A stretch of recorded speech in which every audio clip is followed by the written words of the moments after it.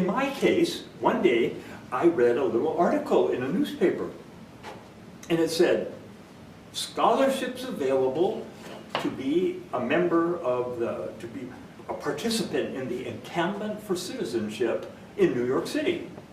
And you will meet people from all over the United States, young people from different racial groups, and you'll have discussions and you'll learn things.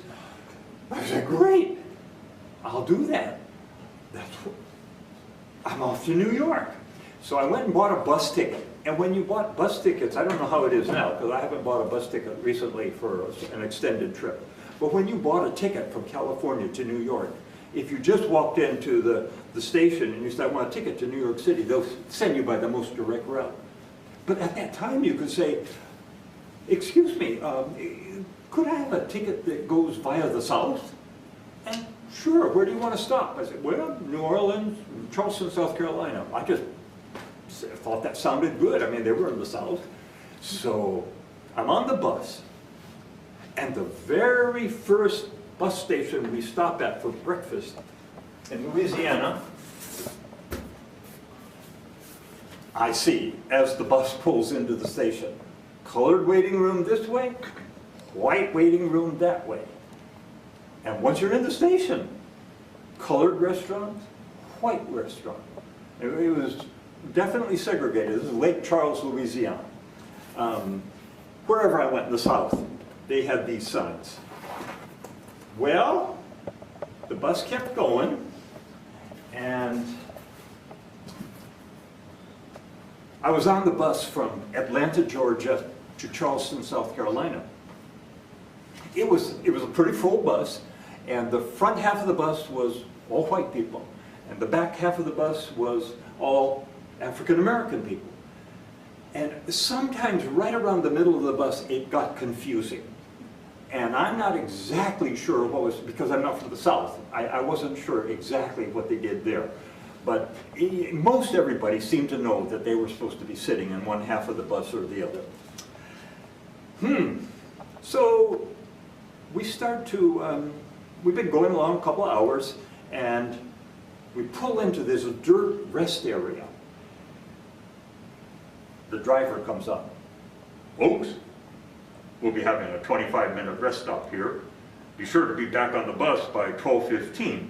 You don't want to get left behind. So everybody starts getting out of the bus. We're walking around the dirt area, and I went over and bought a sandwich from the little shack. And I bought a sandwich, and so I was eating my sandwich. And then, can I have a volunteer? You want to help? Hi. What's your name? Chanda. China, okay. Well, you're on the bus too, okay? And let's pretend I'm the white guy in the shack selling sandwiches. You come up to me. Yeah, what would you like? Can I get a hot dog and a soda, please? Oh, I'm sorry, we don't serve your kind. Oh, that's too bad.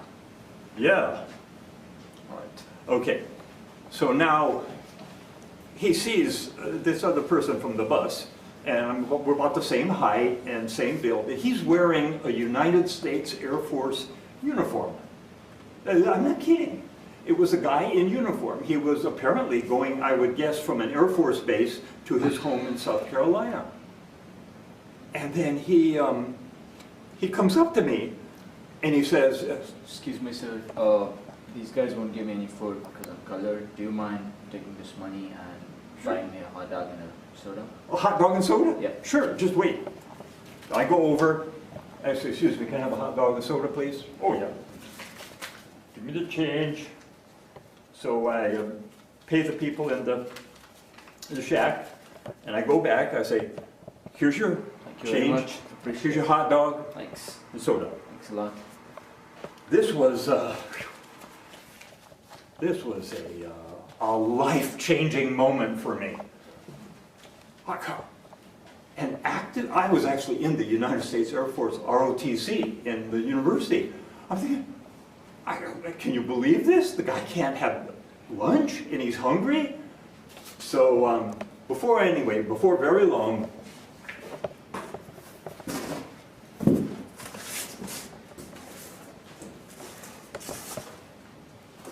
I was at the encampment for citizenship in New York City. It's kind of hard to see from back there, but maybe we can have a PowerPoint sometime and it'll be clearer.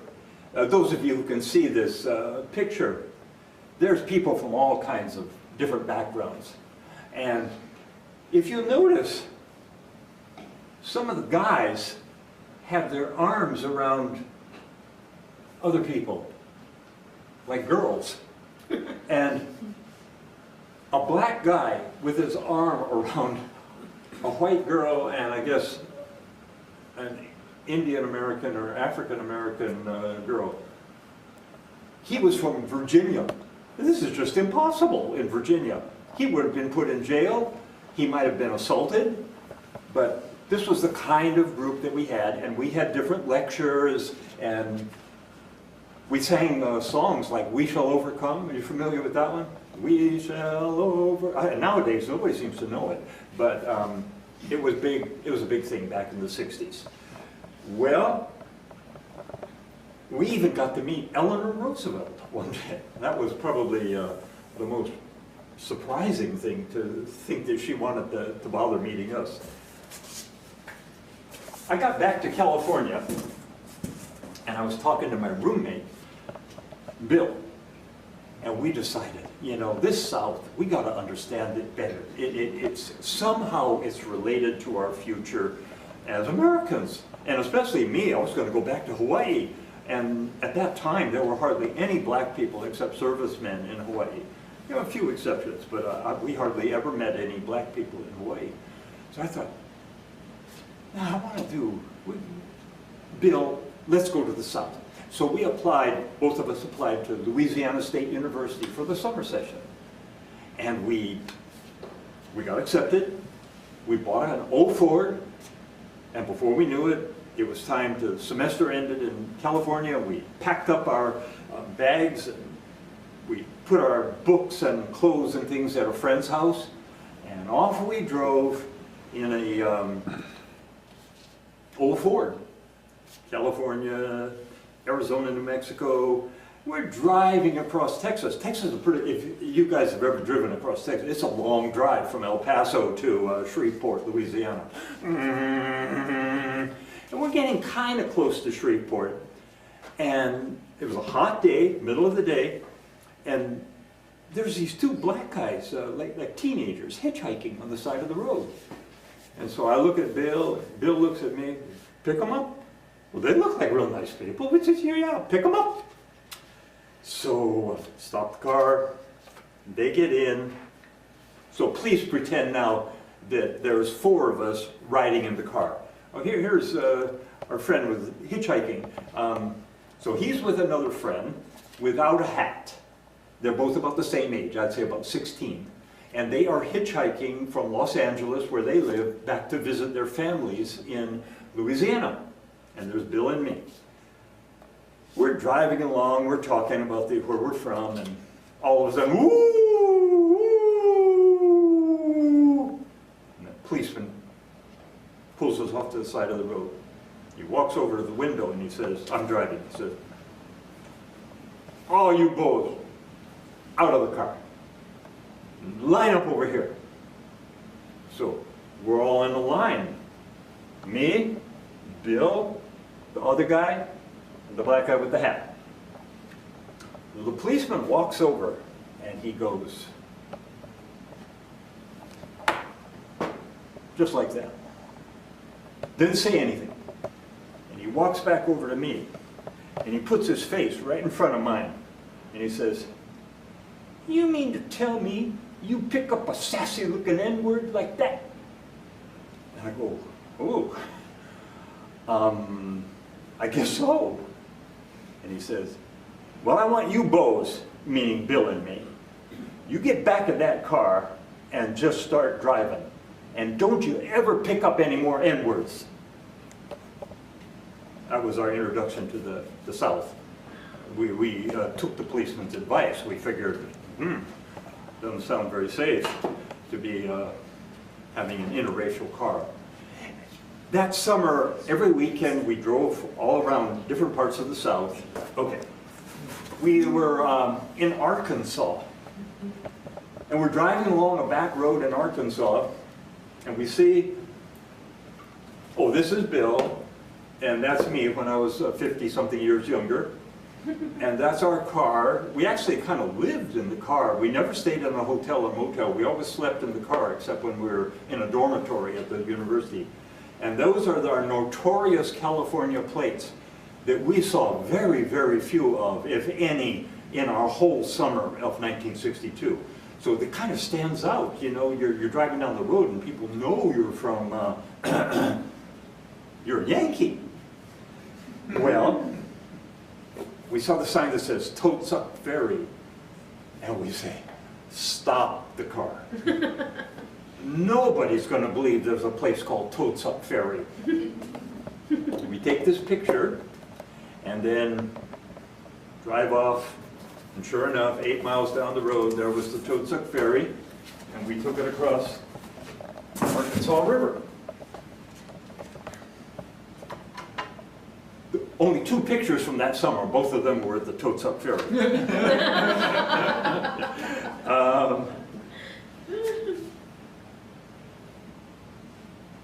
Finally, I decided I wanted to go to an African-American university. So I applied to Howard University in Washington, D.C. and got accepted. I was going to spend my senior year at an African-American university. It was the summer they had announced the March on Washington for Jobs and Freedom.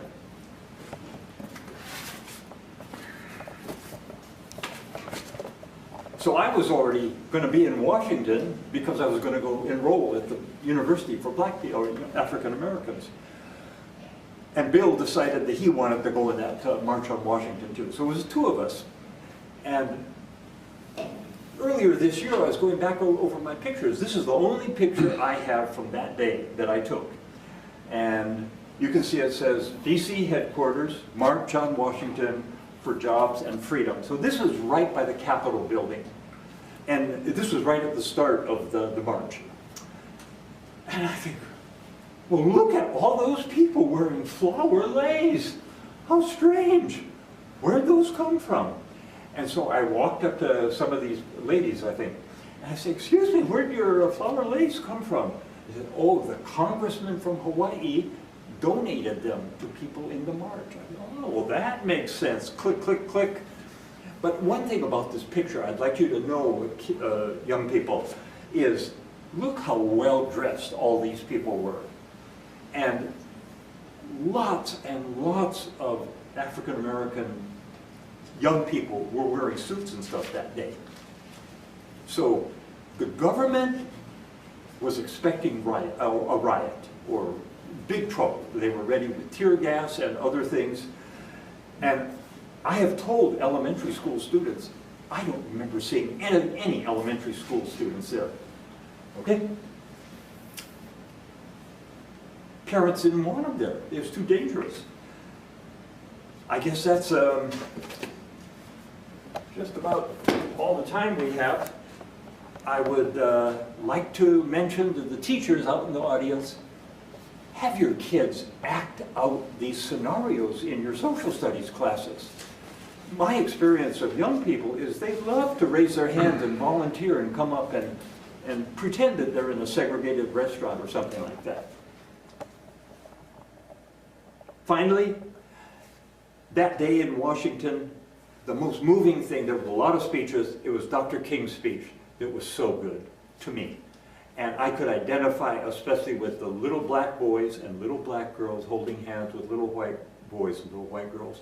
That was just unimaginable until I heard Dr. King say it. And now I think probably you actually see that happen occasionally. And finally, young people, I urge you to discuss, is there any more discrimination in your school? Is there discrimination that you want to get rid of in your cities? It's something to look at. So we need to look back to the 1960s when things were segregated and forward to the 2020s and 2030s when you guys are going to be adults.